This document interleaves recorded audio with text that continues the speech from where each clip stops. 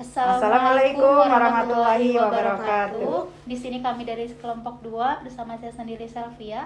Saya di sini Entang Lina Nurlina. Dan saya Desta Herlia. Di sini kami akan melakukan penyuluhan kepada Ibu Nipas tentang gizi pada Ibu Nipas. Selamat menyaksikan. Baik, di sini sebelum kita melanjutkan pada gizi Ibu Nipas, saya akan menjelaskan sedikit tentang apa gizi Ibu Nipas serta fungsi. Tidak hanya selama masa kehamilan saja, kita harus memperhatikan asupan nutrisi dari makanan sehari-hari. Kita juga harus tetap mengutamakan asupan makanan yang bergizi tinggi selama masa-masa pemulihan setelah melahirkan atau saat masa nipas. Nah, selain itu juga memproses pemulihan asupan makanan sehat juga membantu memperlancar produk ASI. Masa nipas akan dialami para wanita setelah hamil 9 bulan dan melahirkan. Nah, selama menjalani masa nipas 6 minggu, para ibu harus menjaga kesehatan karena harus mengurus bayi dan menyusui. Makanan yang harus dikonsumsi ibu selama masa nipas pada prinsipnya adalah tinggi kalori dan protein. Nah, makanan tinggi kalori dibutuhkan ibu selama masa nipas untuk menjadi sumber energi. Nah, seperti diketahui, Ibu Nipas membutuhkan energi yang cukup untuk menjalani perannya sebagai ibu baru dan menyusui dan mengurus bayi baru lahir juga ya. Nah, di sini saya akan tekankan untuk para ibu-ibu untuk menjaga pola makan yang bergizi itu. Sementara protein dibutuhkan oleh Ibu Nipas sebagai cadangan makanan dalam tubuh sekaligus mendukung proses kesembuhan dan produk ASI yang berkualitas. Nah, fungsi dari gizi pada Ibu Nipas yaitu untuk pemulihan kesehatan ibu setelah melahirkan, berbagai keseimbangan cairan di tubuh. Nah, yang keempat itu memelihara proses tubuh dalam pertumbuhan atau perkembangan. Yang kelima itu serta mengganti jaringan tubuh yang rusak, berperan dalam berbagai keseimbangan cairan di tubuh. Nah, yang keempat itu memelihara proses tubuh dalam pertumbuhan atau perkembangan. Yang kelima itu serta mengganti jaringan tubuh yang rusak, berperan dalam mekanisme pertahanan tubuh terhadap berbagai penyakit. Nah, berguna untuk cadangan dalam tubuh. Yang pertama itu berguna untuk proses produk ASI. Yang kedua itu memperoleh energi guna melakukan aktivitas. Yang ketiga itu mengatur metabolisme. Nah, untuk selanjutnya akan disampaikan oleh rekan saya. Baik, selanjutnya saya akan memaparkan penyuluhan tentang manfaat gizi pada Ibu Nipas untuk mempercepat kesembuhan ibu, terutama kesembuhan alat reproduksi, untuk memenuhi nutrisi ibu agar dapat mencukupi kebutuhan ASI pada bayinya. Dan selanjutnya ada dampak jika gizi Ibu Nipas tidak terpenuhi nih. Menghambat pemulihan tubuh pasca persalinan, kelelahan dan gangguan kesehatan lainnya, berkurangnya produksi pada ASI juga. Nah, di sini ada contoh susunan menu Ibu Nipas seperti makan pagi, makan siang, dan makan malam. Pada saat makan pagi, nasi 1 piring ditambah ikan goreng 1, potong ukuran kotak atau korek api, dan sayuran 1 mangkuk kecil, terus susu 1 gelas. Dan makanan menu siangnya nih, nasi 1 piring, ikan panggang 1 potong, 1 potong ukuran kotak korek api, dan tempe 1 potong ukuran kotak korek api. Dan selanjutnya ada sayur 1 mangkuk kecil dan jeruk 1 buah. Nah, kalau makan malamnya nih, nasi 1 piring plus ayam goreng 1 potong ukuran sedang, plus juga tahu goreng 1 potong ukuran kotak korek api, dan plus sayuran 1 mangkuk kecil dan pepaya 1 potong. Nah, gak lupa dong tentang kebutuhan gizi seimbang saat menyusui, karena itu penting untuk si kecil. Nah, kebutuhan gizi ibu menyusui meningkat dibandingkan dengan tidak menyusui di masa kehamilan.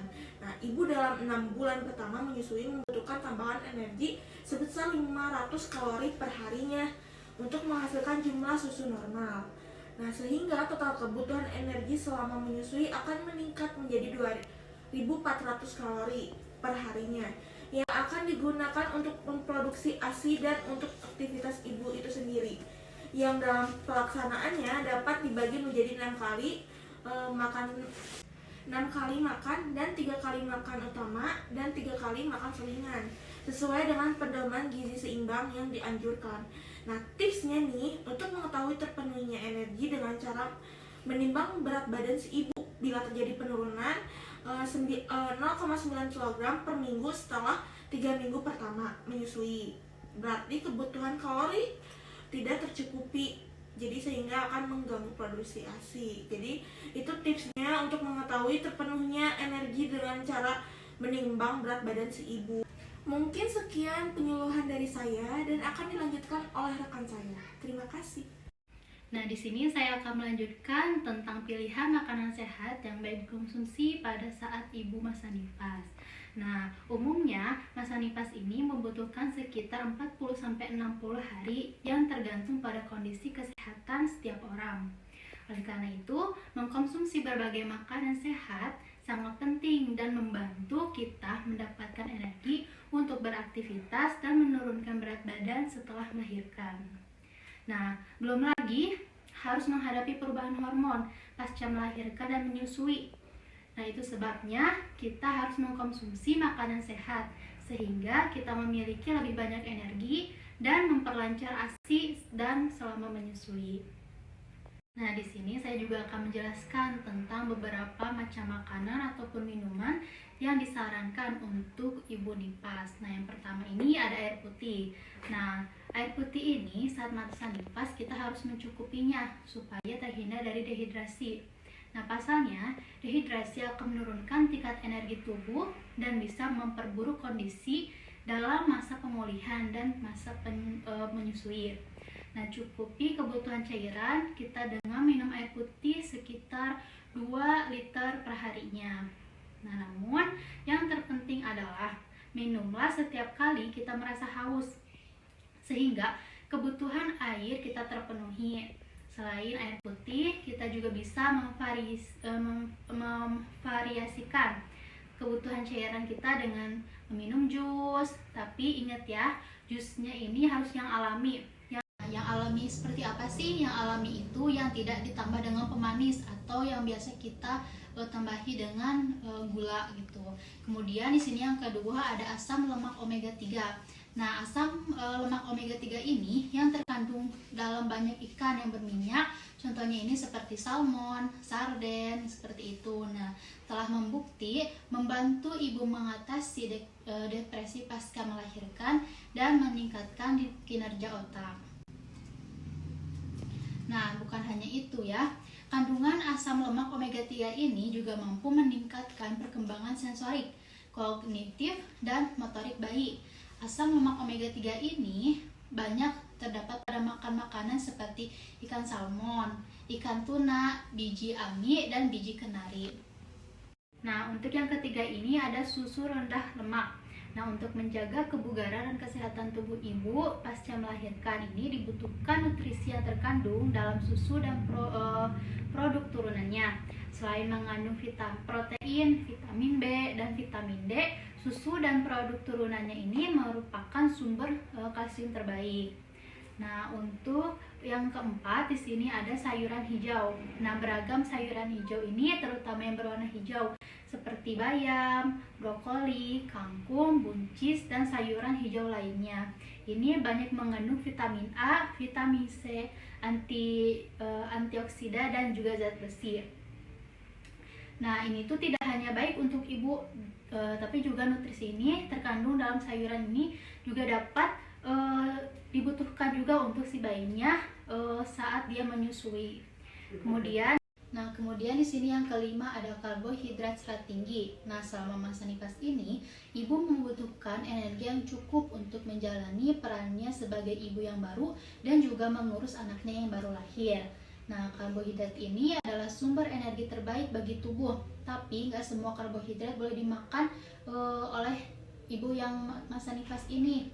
Nah, kita bisa mendapatkan asupan karbohidrat tinggi ini yang kaya akan seratnya ini bisa dari beras merah, beras coklat, ataupun gandum. Nah, selanjutnya di sini ada yang keenam, ada asupan protein. Nah, asupan protein ini, makanan yang kaya akan protein juga sangat dibutuhkan untuk mendukung perkembangan otak bayi dan memberikan efek tenang bagi ibu. Nah, sumber protein ini dapat kita dapat dari kacang-kacangan, terutama kacang yang berwarna gelap seperti kacang hitam dan kacang merah, telur, daging merah, ikan, kedelai dan juga telur. Nah, kemudian di sini yang ketujuh ada buah kaya akan vitamin C. Nah, vitamin C ini dapat meningkatkan daya tahan tubuh pada ibu selama masa nifas. Kelelahan akibat mengurus si kecil yang baru lahir akan membuat daya tahan tubuh kita ini akan sedikit menurun. Nah, oleh sebab itu kita harus ibu nifas ini dari seperti jeruk, nanas, anggur, dan jambu biji. Membutuhkan asupan makanan yang dapat meningkatkan daya tahan tubuh. Nah, ibu nifas ini bisa mengkonsumsi buah-buahan kaya akan vitamin C. Nah, buah-buahan kaya akan vitamin C ini bisa didapatkan. Mungkin cukup sekian penyuluhan yang dapat saya sampaikan tentang berbagai macam jenis makanan ataupun minuman yang dapat dikonsumsi oleh ibu yang nifas. Cukup sekian. Assalamualaikum warahmatullahi wabarakatuh. Cukup sekian video penyuluhan dari kami, kurang dan lebihnya mohon dimaafkan. Assalamualaikum warahmatullahi wabarakatuh.